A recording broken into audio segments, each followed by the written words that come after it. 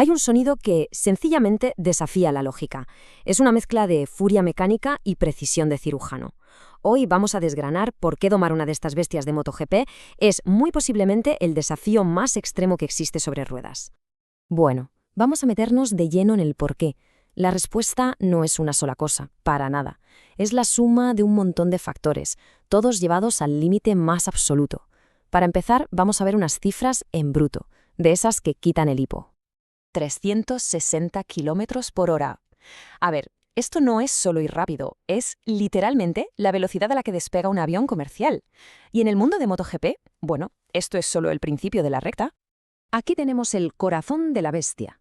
Más de 300 caballos de potencia, para una moto que pesa menos que la suma de 2 personas. Es una fuerza que está constantemente intentando escupir al piloto.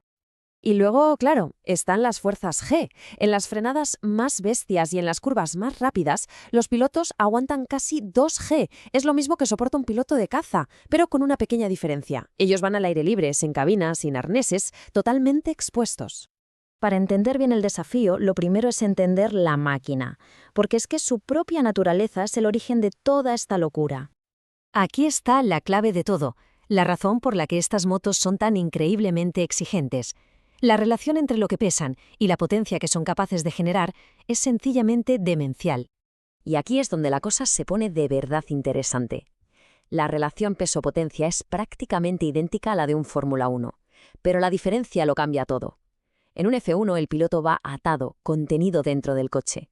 En MotoGP el piloto es el chasis. Es una lucha constante, con cada músculo, para dominar una fuerza que no quiere ser dominada. Yo creo que no hay una forma más gráfica de explicarlo que esta. Es una cita de un piloto, y no es una exageración. Es la descripción más pura de una sensación que la mayoría de mortales pues nunca vamos a experimentar.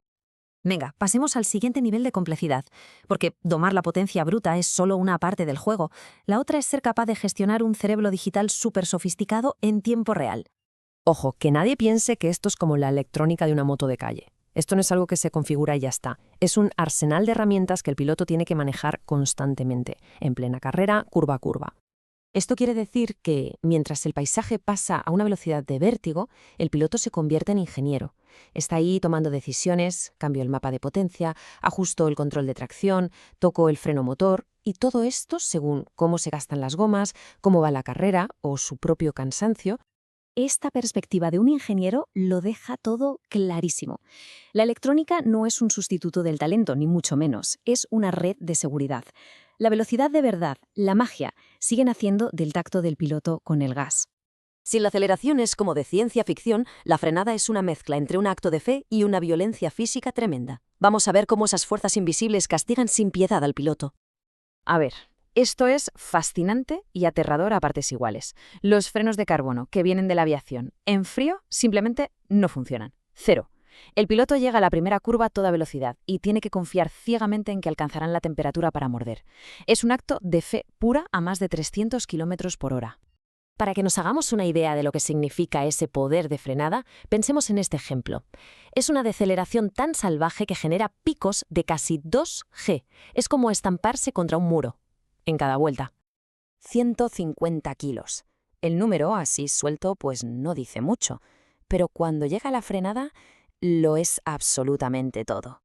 Pues sí, durante esa deceleración tan brutal, el peso del piloto se multiplica. Sus brazos, su torso, tienen que soportar una fuerza que equivale a levantar 150 kilos.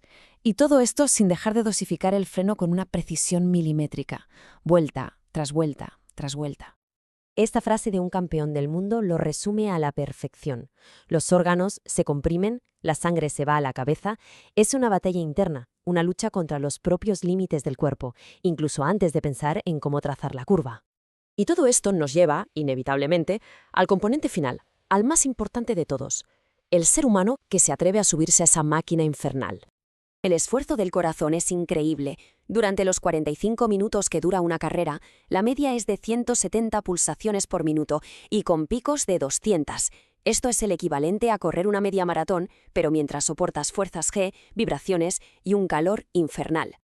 Y por si fuera poco, añadimos otra capa de dificultad. En circuitos como el de Malasia o Tailandia, la temperatura dentro del mono es asfixiante. Así que es como correr esa media maratón, pero dentro de una sauna. Pero, por increíble que parezca, el reto físico no es el más grande. La fortaleza mental que hace falta para mantener la concentración a ese nivel es todavía mayor. A esas velocidades, un pequeño instante de duda no es un error, es un desastre asegurado. Porque, seamos sinceros, cualquiera que diga que no siente miedo a 360 por hora miente. La clave es qué se hace con ese miedo. Y esta reflexión de Nelson Mandela lo ilustra muy bien. La grandeza no está en no tener miedo, sino en ser capaz de conquistarlo para poder encontrar el límite. Así que, al final, no es una sola cosa. Es la tormenta perfecta de potencia, de física y de resistencia humana. La próxima vez que veamos una carrera, recordemos esto. Lo que separa la gloria del desastre no son los segundos, son los milímetros. Es una decisión tomada al filo de lo imposible.